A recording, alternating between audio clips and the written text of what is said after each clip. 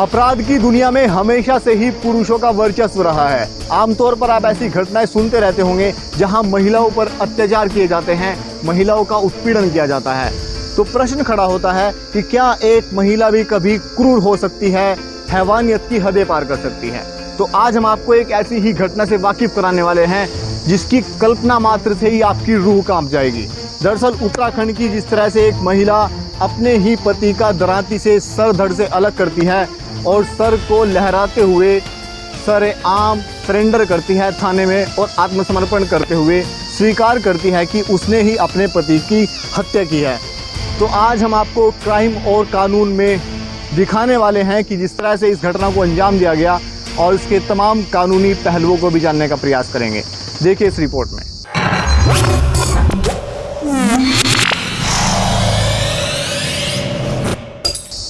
बर्बरता और क्रूरता की सारी हदें पार करते हुए मानवता को शर्मसार करने वाली ये घटना उत्तराखंड के पिथौरागढ़ के झूलाघाट की है।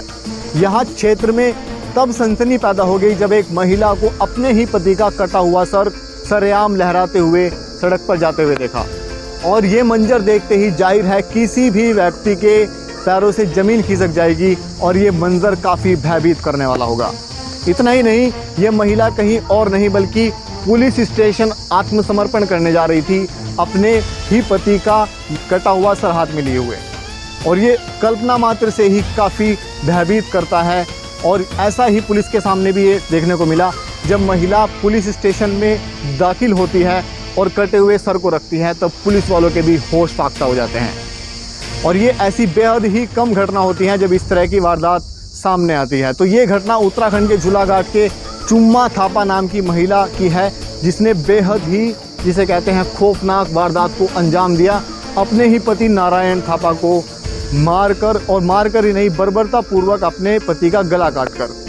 दरअसल कहा यह जा रहा है, पुलिस के मुताबिक भी जो खबर सामने आई है उसमें, कि आमतौर पर महिला का विवाद अपने पति से होता रहता था और नारायण थापा कई बार उस पर एग्रेशन भी दिखाते रहते थे। लेकिन किसी भी महिला से ये उम्मीद नहीं की जाती है या पुरुष से सभ्य समाज में जिस तरह से बर्बरता पूर्वक इस वारदात को अंजाम दिया गया, ये काफ़ी दुर्भाग्यपूर्ण है और रिश्तों को भी कहीं ना कहीं शर्मसार कर देने वाली खबर है।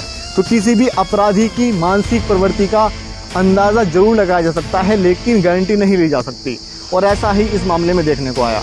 यहाँ पुलिस का कहना है कि आपसी वाद विवाद के चलते इस महिला ने इस घटना को अंजाम दिया। लेकिन क्या इतने करीबी रिश्ते में ऐसी घटनाएं भी सामने आ सकती हैं, इसकी कल्पना नहीं की जा सकती।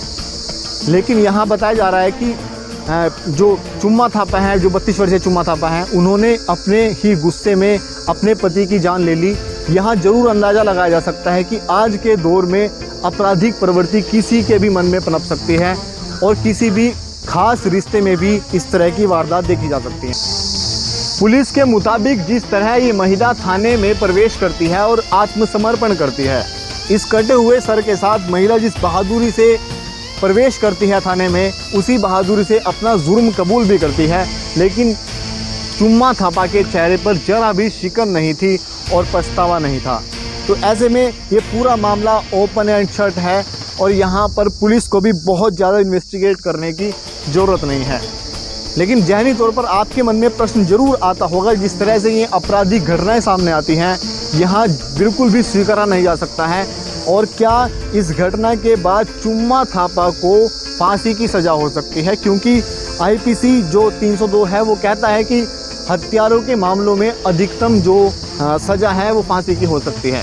लेकिन आपको बता दें, ऐसे रेयरेस्ट केसेस हैं जहां पर फांसी दी जाती है। बेहद ही चुनिंदा केसेस होते हैं और वो ऐसे केस होते हैं जहां क्रूरता की और बर्बरता की सारी हदें पार की गई हों और किसी भी मर्डर को एक मकसद के साथ साधा गया हो। उस मामले में अदालत जज करती है और फांसी तक की सज़ा भी सुना देती है। लेकिन आज़ाद भारत में आपने शायद नहीं देखा होगा कि अभी तक किसी महिला को फांसी की सज़ा दी गई हो, क्योंकि पहले भी इस तरह के केस सामने आया जिसमें शबनम का केस भी है और सोनिया का केस भी है। आज भी वह फांसी की सज़ा तो ज़रूर दी गई लेकिन फांसी नहीं दी गई। तो चुम्मा थापा का जो ये मामला है, इसमें गौर करने वाली बात यह है कि जिस तरह से ये महिला खुद ही थाने जाकर आत्मसमर्पण करती है, तो ऐसे में अदालत इसको ज़रूर कंसिडर करता है कि अपराधी कि भागने की नीयत नहीं थी, अपने जुर्म को कबूल उसने किया और आत्मसमर्पण किया। इसके साथ साथ महिला होने के नाते भी तमाम तरह की दलील इनके पक्ष की तरफ से दी जाएंगी और इस तरह की उम्मीद, न्याय प्रक्रिया इस तरह की है कि ये लगभग उम्मीद लगाई जा सकती है कि चुम्मा थापा को भले ही फांसी की सज़ा ना हो, लेकिन एक लंबी उम्र जेल में गुजारनी पड़ेगी। तो ऐसे बेहद ही चुनिंदा मामले सामने निकल कर आते हैं जहां अपराधी की नीयत को नहीं भांपा जा सकता है, और यहाँ भी इस मामले में ऐसे ही हुआ, क्योंकि चुम्मा थापा ने किसी बड़ी प्लानिंग के तहत या बड़ी प्लानिंग करके ये काम नहीं किया। यहाँ चुम्मा थापा का झगड़ा हुआ और झगड़े में, द्वेष में, गुस्से में चुम्मा थापा इस वारदात को अंजाम दे देती है। ऐसा गुस्सा कह सकते हैं कि बर्बरताए हवानियत का कारण जरूर बना है, लेकिन यहाँ आपराधिक प्रवृत्ति से पहले से नहीं रही है चुम्मा थापा की। और इस तरह के अगर बात की जाए तो चुम्मा थापा ने इससे पहले कोई किसी भी बहुत बड़ी वारदात को अंजाम नहीं दिया था जहां फांसी की इनको सज़ा की आशंका बनी रहे। तो यहाँ पर जिस तरह की घटना हमने आपसे साझा की, ज़रूर मानवता को भी शर्मसार करती है।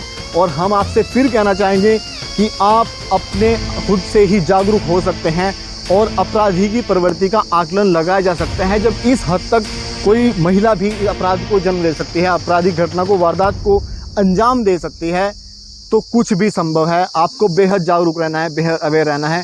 देखते रहिएगा पहाड़ टीवी, क्राइम और कानून, हर शनिवार रात 8 बजे। धन्यवाद।